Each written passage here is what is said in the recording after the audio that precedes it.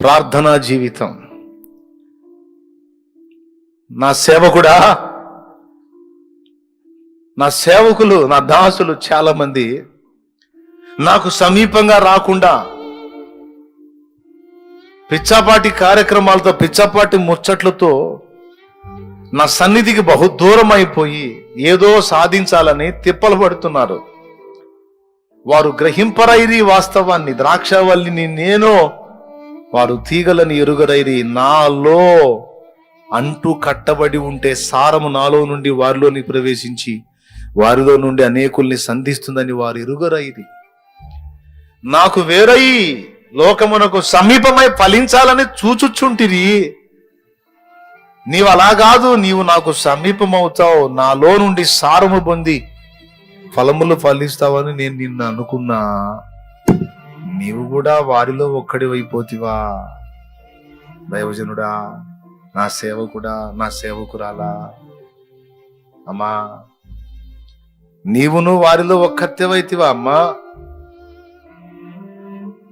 అయ్యో, నీవు వేరనుకున్నానే. ఏకాంత ప్రార్థనలో నాకు సమీపమై, ఇది సేవకుడికే కాదు, విశ్వాసికే, అందరికీ. మిగిలిన వాళ్ళు వేరు, నువ్వు వేరనుకున్నాను నేను.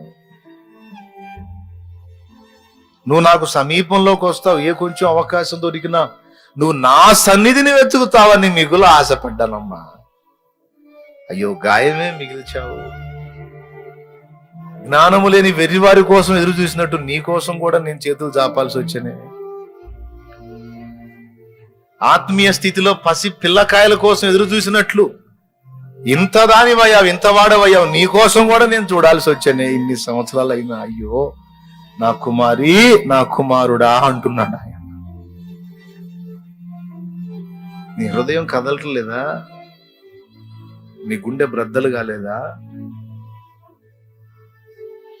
ఎక్కడెక్కడ నువ్వు అడుగు జారావు, ఎక్కడెక్కడ నెగ్లెక్ట్ చేశావు, ఎక్కడెక్కడ ఏది ఆయన ఆశలు అడి ఆశలు చేశావు, ఎక్కడ ఏది కోల్పోయావు నీ గ్రహింపగలగట్లేదా? ధనాపేక్ష పాపంలో అందరూ చాలా మంది చిక్కుపడిపోయారు. నువ్వు దాన్ని పక్కన పెడతావు అనుకున్నావు, నువ్వు కూడా దానిలో చిక్కిపోతావా? ప్రతి దానికి అన్వయించుకో సోదరుడా, సోదరి.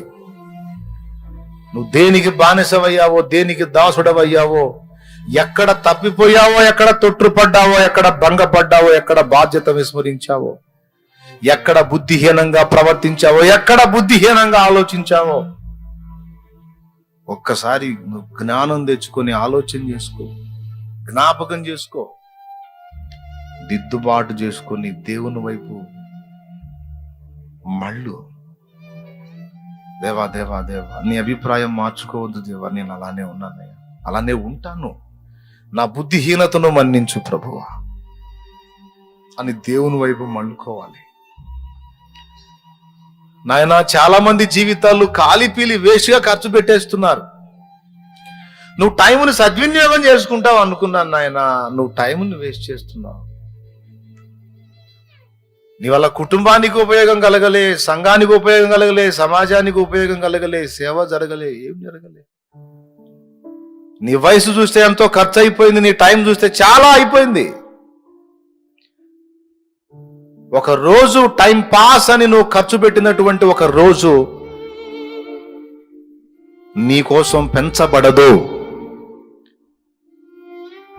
ఈరోజు టైం పాస్ అని ఒక రోజు, ఒక గంట, ఒక పూట, ఒక 3 గంటలు, ఒక సినిమా టైం, 3 గంటలు నీ లైఫ్లో ఖర్చు అయిపోయింది అంటే ఖాళీగా, వ్యర్థంగా, నీ భవిష్యత్తులో ఆ 3 గంటలు యాడ్ చేయబడదు.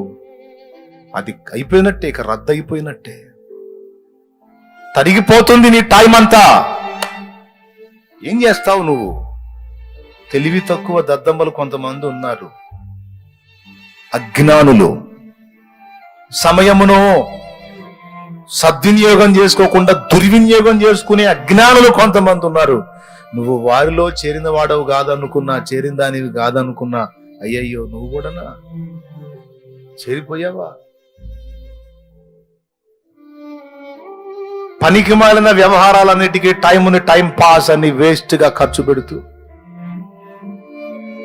నా చిత్తం ఎరుగక, నా సంకల్పము నెరవేర్చక, ప్రకటింపక, ప్రార్థింపక, ధ్యానింపక, పరిచర్య చేయక,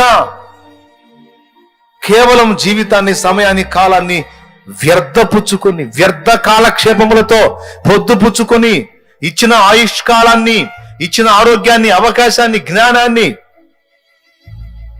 కేవలం నిష్ప్రయోజనంగా, నిరుపయోగంగా ఖర్చు పెట్టుకుంటున్నారు. అజ్ఞానులు కొంతమంది ఉన్నారు. నువ్వు వారిలో చేరిన వ్యక్తికి కాదనుకున్నానే.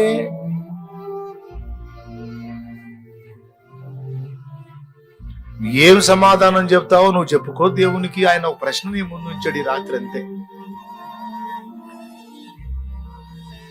అంతే.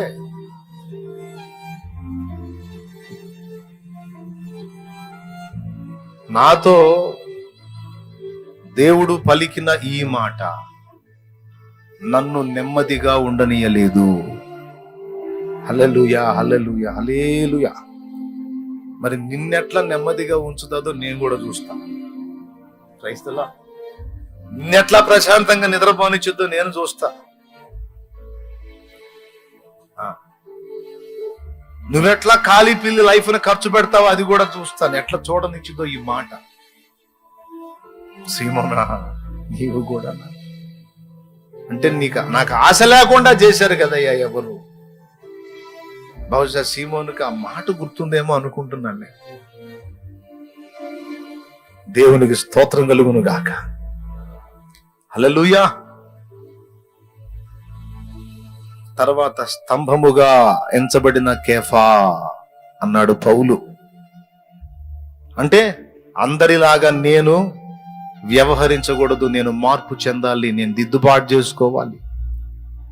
ప్రభు అన్న మాట కోసమైనా. మా నాయన అన్నాడు, అయ్యా నీవు కూడానా అన్న మాటను పట్టుకొని, ఓ నాకు ఈ తత్వం తగదు అయ్యా. ఏసయ్య విశ్వాసంలోకి వచ్చి సంఘంలో చర్చిలోకి వెళ్ళి కూర్చుంటే ఏదో నాకు తగ్గ ఉపాధి నాకు దొరికింది కదండి. ఈ రోజు కొంతమంది ఫ్యామిలీ ఫ్యామిలీ అప్పటికి నాకేం లేనట్టు. నా కుటుంబం లేదు, పెళ్ళం పిల్లలు లేరు, తల్లిదండ్రి లేరు, నాకేం ఇల్లు సంసారం లేదు. నేనే ఒట్టి బలాదూరుగాడిని కదా. మరి అందరూ చాలా మందికి ఫ్యామిలీస్ కదా. వెళ్ళగలిగితే మీరు తప్పక వెళ్ళండి, వెళ్ళలేకపోతే వెళ్ళే వారిని పంపండి. మీరైనా మీలో ఒకరైనా, మీరైనా మీలో ఒకరైనా వెళతారా, నా ప్రేమను చెబుతారా? మీరు అడుగుతారా అన్న యేసయ్య ఇలాగా ఫీల్ అవుతాడా అని అడుగుతారా? రావలేదా? సీమోను నీవు నిద్రపోతున్నావా? నా కోసం ఒక గడియను నిలుకొని ఉండలేవా అన్నవాడు అనడా ఈ మాట?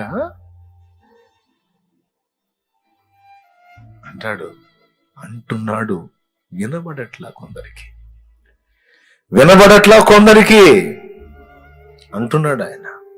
నేను ఆ 2వ చరణం పట్టుకున్నా. అయ్యా నేను వెళ్ళడానికి నాకంత జ్ఞానం లేదు, అంత విద్యావేత్తన కాదు, అంత సామర్థ్యం లేదు, అంత నిగ్రహ శక్తి లేదు, అంత మాదిరి ఇవ్వగలిగిన జీవితం లేదు, స్థిరం లేనున్నాయా, చెంచల బుద్ధి, బలహీనున్నాయా.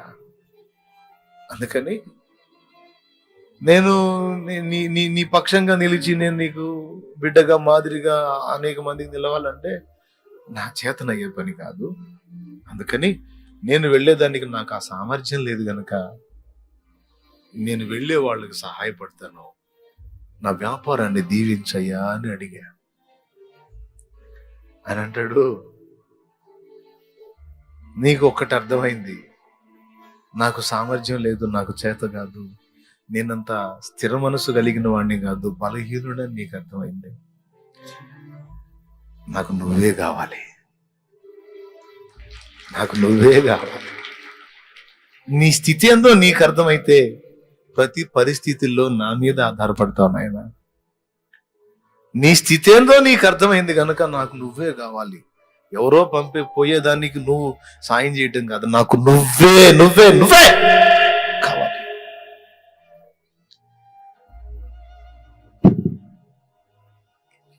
నీ పరువు పోయింది నన్ను పెట్టుకుంటే, నీ గాలి తీసేస్తాను నేను ఏదో అనుకుంటున్నావు, నమ్మకస్తున్నా, నిష్ప్రయోజకున్నాయా. అయినా నీ ప్రయోజనకారితనంతో నాకెందుకు అయ్యా? నువ్వు బలహీనుడివే కావచ్చు, నువ్వు చంచలుడివే, చంచల మనసు కూడా నిన్ను జ్ఞానం గ్రహించేటట్టు నేను చేసుకుంటానైనా. నువ్వు బలహీనుడు అని గుర్తించావా? ఒక్కటి చాలు, నాకేమీ తెలియదని గుర్తించావు, నేను నేర్పుకుంటా. నాకు సామర్థ్యం లేదని గుర్తించావు, నేను నీకు సామర్థ్యం ఇస్తాను. నా జ్ఞానం లేదని గుర్తించావు, నీకు జ్ఞానాన్ని నేను నేర్పుకుంటా. స్థిరంగా నిలవలేను అయ్యా అన్నావు, నేను నిలబెట్టుకుంటా.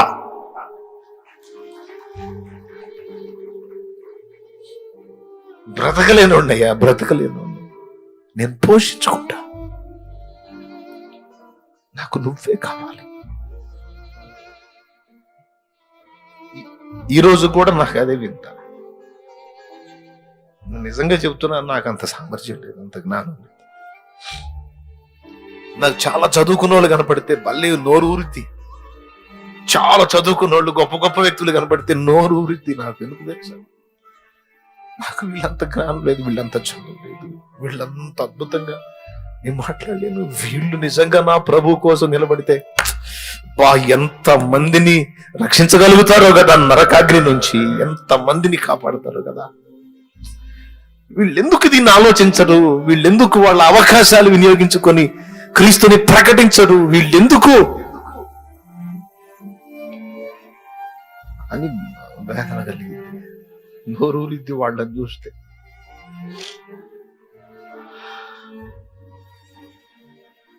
కానీ నన్ను ఆయన సిగ్గుపరచలేదు, చెప్పిన మాట అక్షరాలు నెరవేర్చాడు నా లైఫ్ లో. ఈరోజు కూడా నేను అనుకుంటాను, ఇప్పుడు కూడా నేను స్థిరుడని నేను అనుకోను, ఇప్పటికీ చంచలం అని అనుకుంటాను నేను. కానీ ఆయన రెక్క చాటున దాచిపెట్టుకొని కప్పుకొని నడిపించుకుంటున్నాడు ఆయన. నన్ను అన్యాయం చేయలేదే, నన్ను వంచన చేయలేదే, నన్ను వదిలేయలేదే, నన్ను వాడుకోకుండా ఉండలేదే.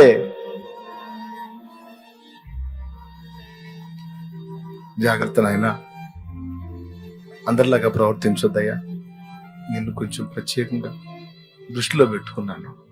అందరిలాగా ఆలోచించొద్దయ్యా, అందరిలాగా ప్రవర్తించొద్దయ్యా, కొంచెం ప్రత్యేకంగా ఉంటా. ఈరోజు కూడా నా తండ్రి బాధ అదే. జాగ్రత్తగా నువ్వు ఒకవేళ దైవజనుడు నువ్వు ఒక శ్రేష్టమైన దైవజనుడు ప్రజల్లో గుర్తింపు పడితే నిన్ను గురించి కూడా నాన్న అదే అంటున్నాడు. మన నాన్న అదే అంటున్నాడు. ఏమన్నా తెలుసా? నాతో అన్నమాట నీతో అంటున్నాడు.